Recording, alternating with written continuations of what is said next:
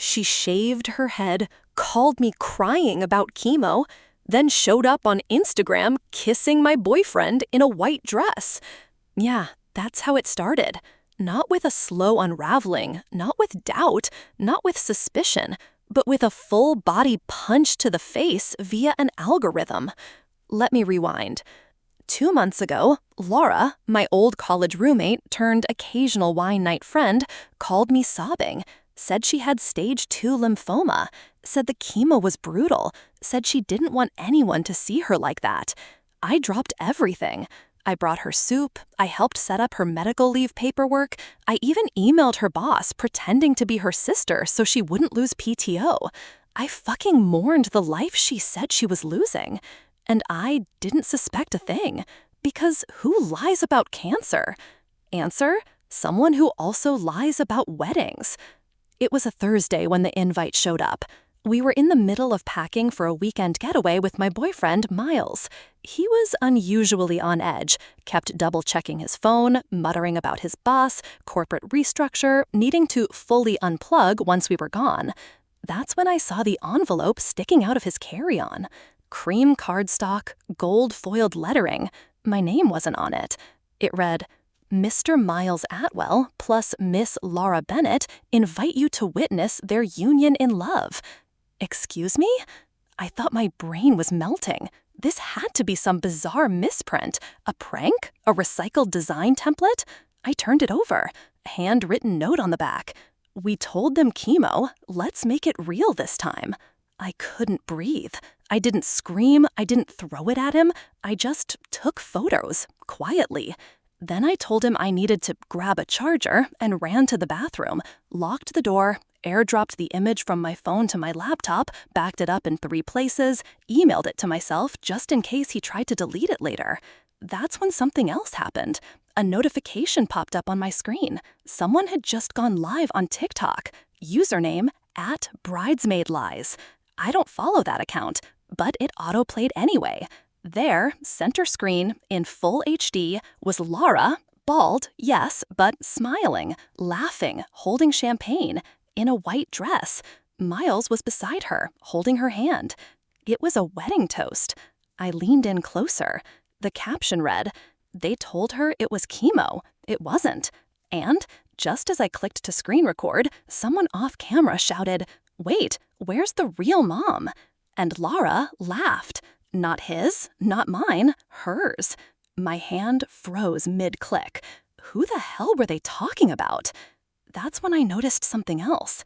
There was a baby in the video, and she looked exactly like me. I replayed that clip so many times, I memorized the flicker of Laura's smile when she said it. Not his, not mine, hers. It wasn't some throwaway joke. It was loaded, calculated, and everyone laughed like they were in on it, except me.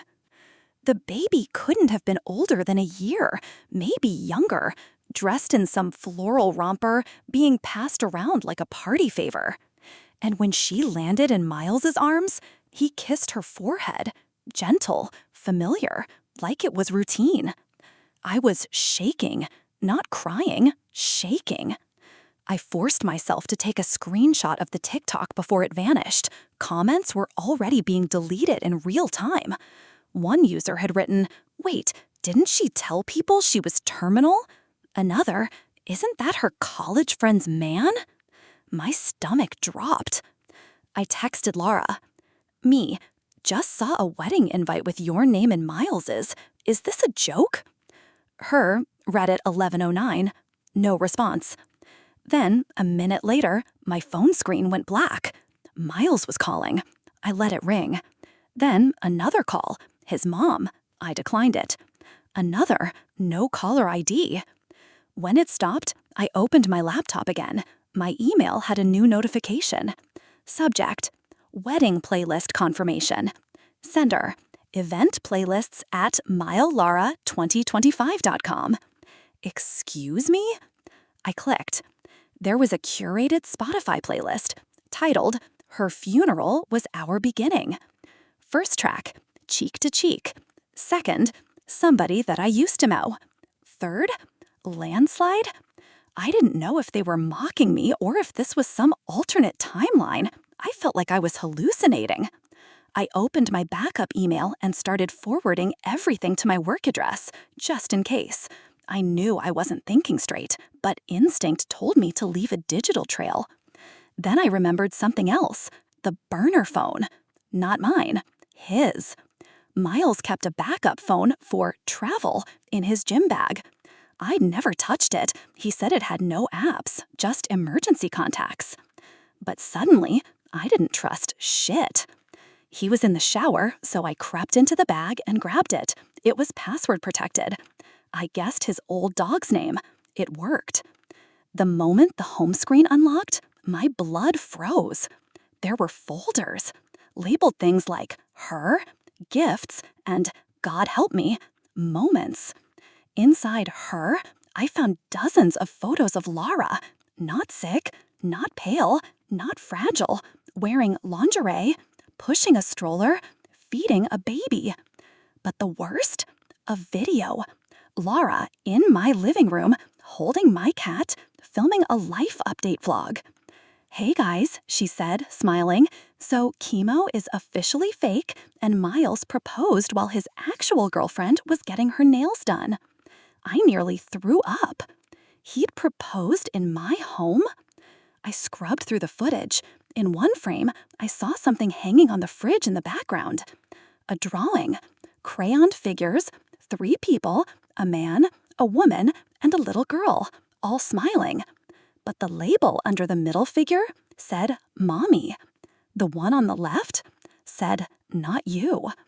The camera panned over it like it was nothing. I snapped a screenshot, heart pounding. My cat meowed like she could feel the energy shift. And then a text appeared on the burner. From Laura. "Laura, hope you're not still using my shampoo. It's bad for color-treated hair." I stared at the screen. What the fuck?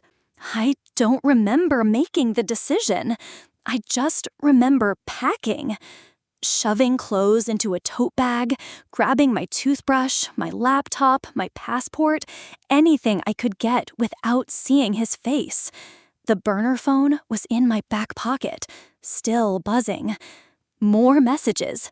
"Laura, you always were slow on the uptake. Laura, don't worry, she calls me Mommy now." I turned the ringer off and grabbed my keys. The plan was simple. Disappear before he came back from the gym. But when I opened the front door, Miles was already there.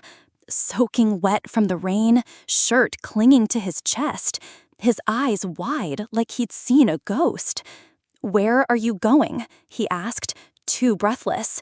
I held up the burner. "You tell me." His mouth opened, closed, then he laughed. Laughed. "You shouldn't go through people's private things," he said, stepping inside like he still owned the air. I stepped back. "Is Laura even sick?" He didn't answer. "Did she ever have cancer, Miles?" He shrugged like it didn't matter. "She thought she did. She said she was in pain. You know how dramatic she gets." "She filmed a video in our house while I was at the dentist," I screamed. "You proposed to her in our living room." He looked at me for a long second. "You weren't supposed to find that." "Wrong answer." I threw the burner phone at him. It hit the floor and skidded under the coffee table. He didn't flinch, just watched me like I was the unstable one. "You were never really present," he muttered. "What the hell does that mean?" He took a slow breath. "You were always somewhere else, mentally, emotionally. Laura, she listens. She believes in me. She was there when I needed someone." My voice dropped. "So you lied, cheated, gaslit me, all because I didn't clap loud enough for your TEDx talk?" He laughed again, that same hollow, amused sound. Then he walked right past me, picked up the burner, and casually dropped it into the trash. "We've both made mistakes," he said. My throat burned. There's a child involved, Miles. You've got her calling Laura Mommy. What does she call you? He paused, didn't answer, and something in that silence made me stop breathing. I grabbed my coat and walked out. But the spiral didn't end there. At 2 a.m., I got a text from a number I didn't recognize. No name, just a photo. It was a blurry shot of a wedding invitation, the same one I'd seen on TikTok, but this time with the full text. You are cordially invited to the union of Miles Carrington and Laura Naomi Bell as they celebrate new life and new beginnings. Location, Willow Creek Winery. Date, April 20th. Dress code, garden formal. At the bottom, in pink script, a second chance is a sacred thing. But that wasn't the worst part. The envelope it came in was addressed to me. My full name, my old address, my fucking zip code. The return label? Laura Bell, with a heart drawn in Sharpie. I didn't even have time to process it before another message came in. A video.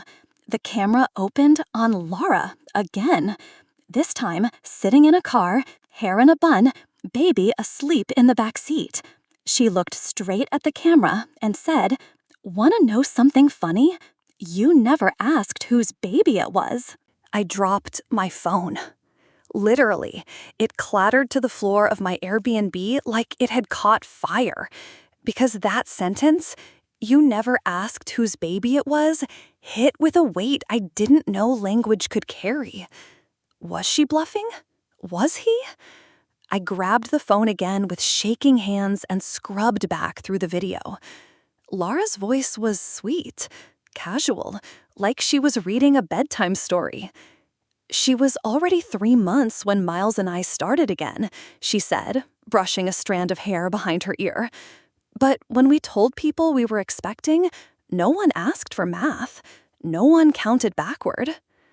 The camera zoomed, purposefully, onto the sleeping baby in the car seat behind her. "She has your eyes," Laura whispered. "Isn't that funny?" No, no, no, no. I threw on the first hoodie I could find, stormed out, and drove to my sister's house 2 towns over. She answered in pajamas, a toddler on her hip, and a frozen spoon of yogurt still in her mouth. "What the hell happened?" she asked. "Everything," I said. We didn't sleep. We poured wine, combed through every message, every photo, every baby bump update I'd seen on Miles's socials. The dates didn't line up. Nothing lined up.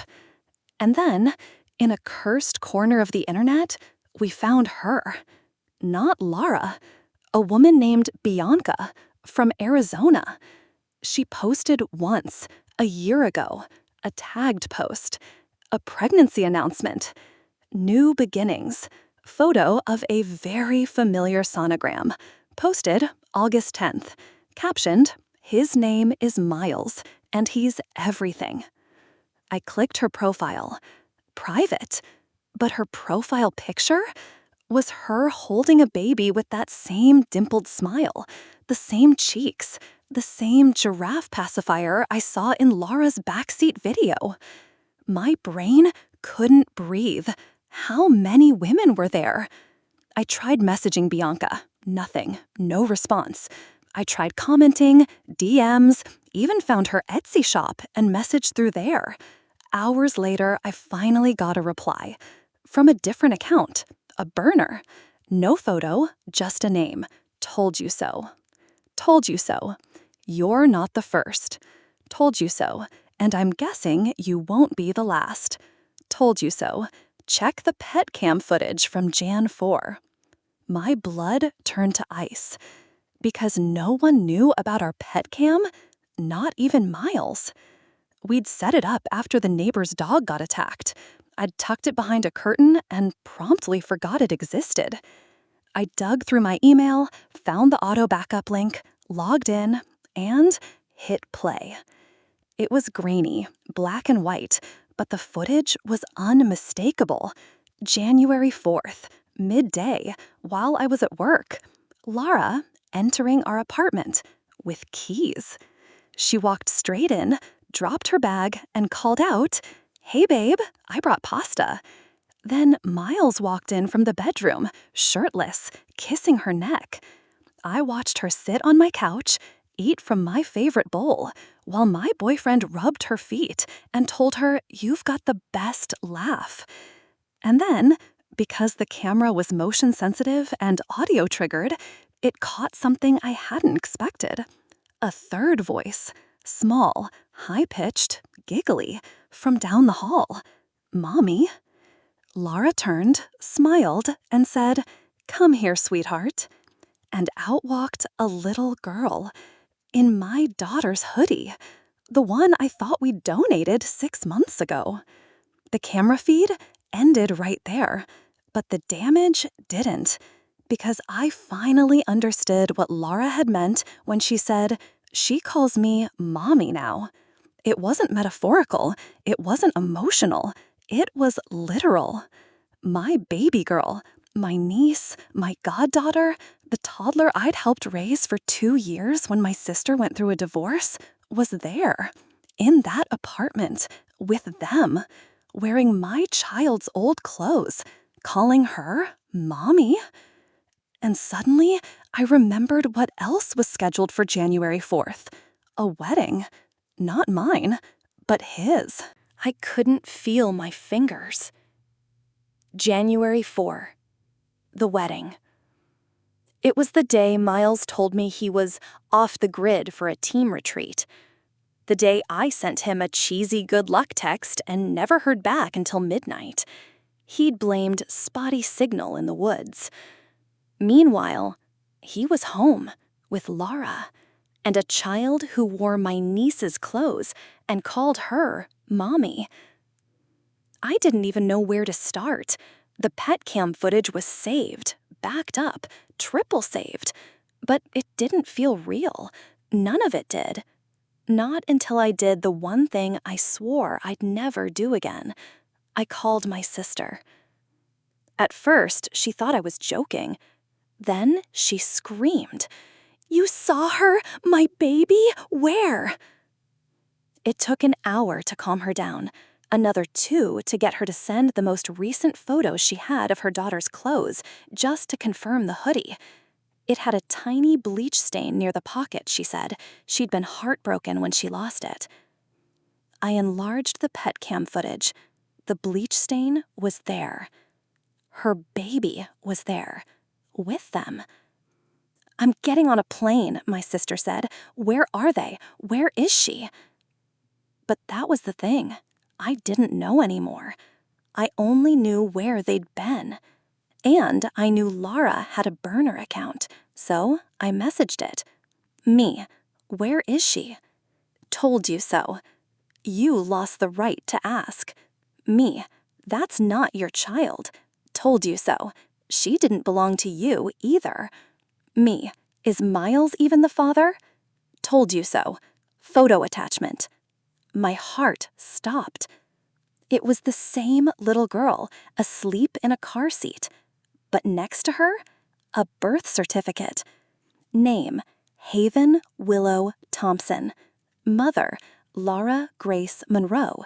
Father, Miles Gray. Filed 2 months before he and I ever met. Dated, stamped, legal. But what threw me was the address listed.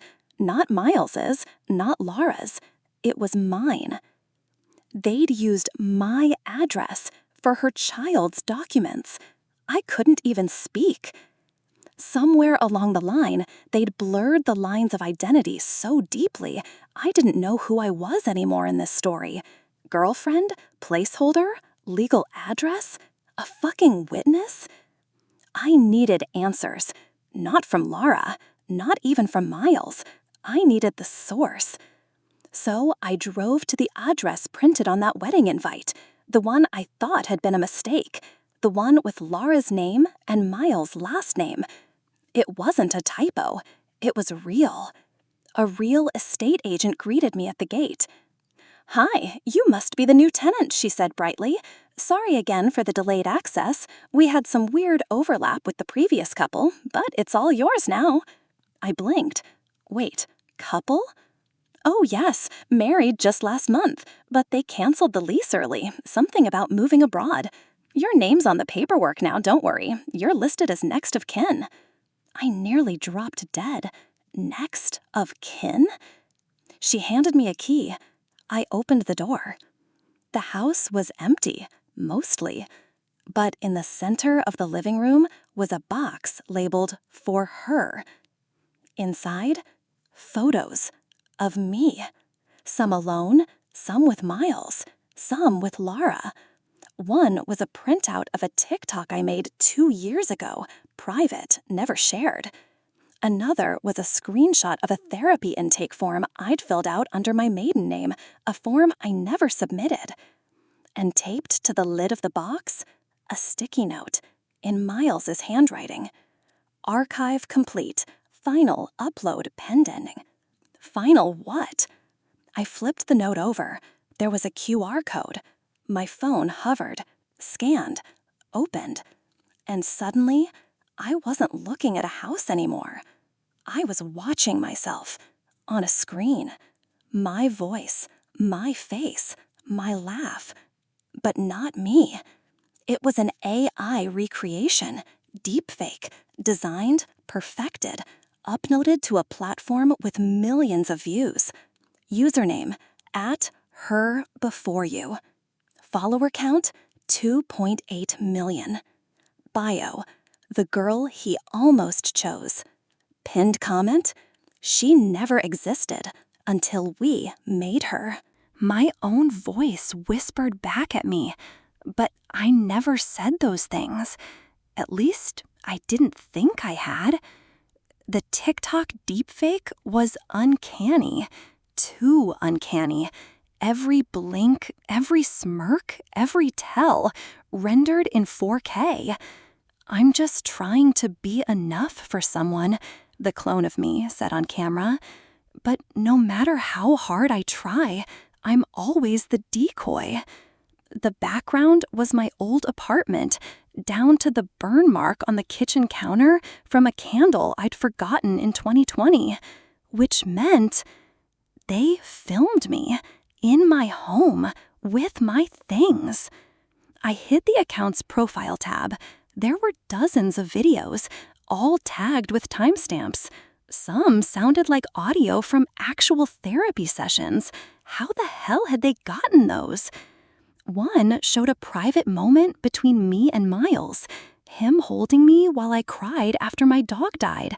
I never filmed that. No one filmed that. Except someone had. And they'd used it to build a fake persona, to sell me as a character. A woman to be mourned, to be missed, to be replaced. My head spun. I stumbled backward into the wall of the empty house. The box of photos lay open on the floor.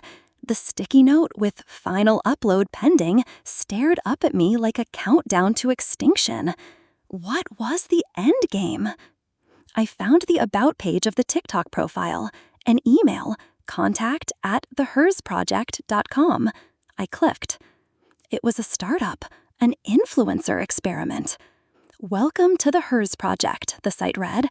Our AI emotional avatars simulate real relationship arcs for engagement optimization. Viewers invest, stories adapt, and the audience decides. Are you team original or team upgrade? I was the original, and Laura, she was the upgrade. They turned my life into an algorithm, a fucking A/B test. I ran from the house. By the time I reached my car, I was full on screaming. I drove straight to the only person who could have helped me, Carla, my former roommate, a cybersecurity analyst, and the only one paranoid enough to keep logs of everything. She didn't ask questions. She just opened her laptop and muttered, "Jesus Christ, they really did it." Did what? Tracked your keystrokes, harvested your voice. You ever leave your laptop open around them? I blinked.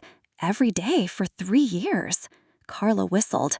That's how they got your therapy notes, your DMs, probably cloned your speech patterns and facial scans off your webcam. I told you to put tape over that thing. Carla, focus. She scrolled rapidly. There's a server, offshore, hosting all the content. But look, this is weird. There's one file set to go live tonight, midnight. It's locked, password encrypted. File name, reunion.mp4. My chest tightened. Reunion. I opened my texts. There it was, a new message from an unknown number. Miles, she's asking about you. She wants to meet. Me, who? Miles, our daughter. No. Laura couldn't have had a child with him before we met. That girl was 3, tops, and I'd been with him nearly 4 years. But then came the second text, a photo of Laura and the little girl and me standing in the background holding a glass of wine. It was from a New Year's Eve party, the same one where Laura told me she was in chemo.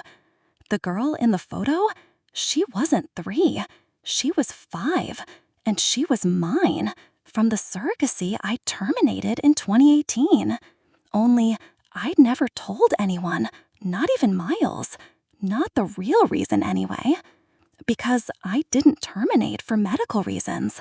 I terminated because the intended parents disappeared, vanished, never claimed the embryo, never signed the final release. And the clinic lost track of what happened to it. Until now. Until Laura showed up with that child and that burner phone. I called the clinic, begged them for records. They sent the last name of the intended mother, Monroe, as in Laura Grace Monroe. She never had cancer. She had my child, and she'd lied about everything. I almost crashed the car getting to the clinic. The sun was just starting to rise over the parking lot when I screeched to a stop, one hand on the wheel, the other clutching the burner phone like it might explode. I wasn't sure what I was expecting. Confession? Closure? A reset button on the last 5 years? But I didn't expect the woman waiting by the doors. Laura, holding her. The little girl was in a yellow cardigan and sparkly shoes, holding a half-eaten granola bar, totally oblivious to the wreckage her smile left in its wake. Laura didn't run. She waved, like we were co-parents, like she hadn't stalked me for years, stolen my embryo, lied about chemo, and kissed my boyfriend behind my back with the same lips she used to toast my engagement. "You got my message," she said, smiling. "You're out of your fucking mind." She tilted her head. "Is that any way to greet the mother of your daughter?" I froze. Not a daughter, your daughter. The DNA test, the timing, the missing files, it all clicked. She used me. Used my womb, my passwords, my calendar, my therapist, my dreams. She never wanted Miles. Not really. She wanted my life. "Why?" I whispered. She smiled wider. "Because you wasted it." I stared. "You had everything," she said. "Beauty, brains, a good man, friends. And what did you do with it? Pouted on Instagram, ghosted people, made it all about healing while you tore everyone down. You don't even know me. I know the version the internet knows, and I made her better." The girl tugged Laura's sleeve. "Mommy, can we go?" That word, that one fucking word shattered me. Not because it came from her, but because it didn't come from me. "I'm your mother," I said before I could stop myself. "She's not. I carried you. You were—" "She's ours," Laura said gently. "That's why I brought her." And then she pulled out a folder. Photos, medical records, paperwork, a printed screenshot from a now-deleted Instagram post. "IVF update. We're transferring one perfect embryo today. Miles and I are so excited. #blessed. Except I had never posted that. She had posted it from my account in 2018. I hadn't been hacked. I had been rewritten. Every glitch, every missed reminder, every misplaced email, Laura had orchestrated all of it. She inserted herself into my life like a parasite, feeding off my data, my patterns, my pain. And Miles? He never knew, because she never needed him to know. He was just the prop in a narrative she controlled, like I had been. Until now. "Where is he?" I asked. She laughed. "Don't you get it? He's watching." She pointed past me. A silver SUV idled across the lot. In the front seat, Miles. Filming. The final upload. "Midnight," Laura said softly. "You'll be trending by morning." And then she kissed the girl's forehead, whispered something I couldn't hear, and walked away. Just like that, gone. I turned toward the SUV. My hands shook, my vision blurred. But the door opened, and he stepped out. No phone, no crew, no smugness. Just a face I used to know, looking like he'd aged 10 years overnight. "She wasn't supposed to keep her," he said hoarsely. "What?" "She promised she'd give her back after the test audience finished voting." I took a step forward. "You knew?" He nodded. "She said she needed your likeness for empathy modeling, said it was therapeutic, that she was turning trauma into tech. I didn't know she took the embryo until it was born. And you stayed?" He looked down. "I thought maybe this was how we all healed. I thought if we raised her together, it'd be okay." "Who is she really?" He looked me in the eye. "She's yours." My legs buckled. "But she's also hers," I whispered. "So what am I?" And that's when the little girl ran up to me. No camera, no cue, just wide eyes and a tiny voice. "You look like the lady from the screen," she said. "Are you real?"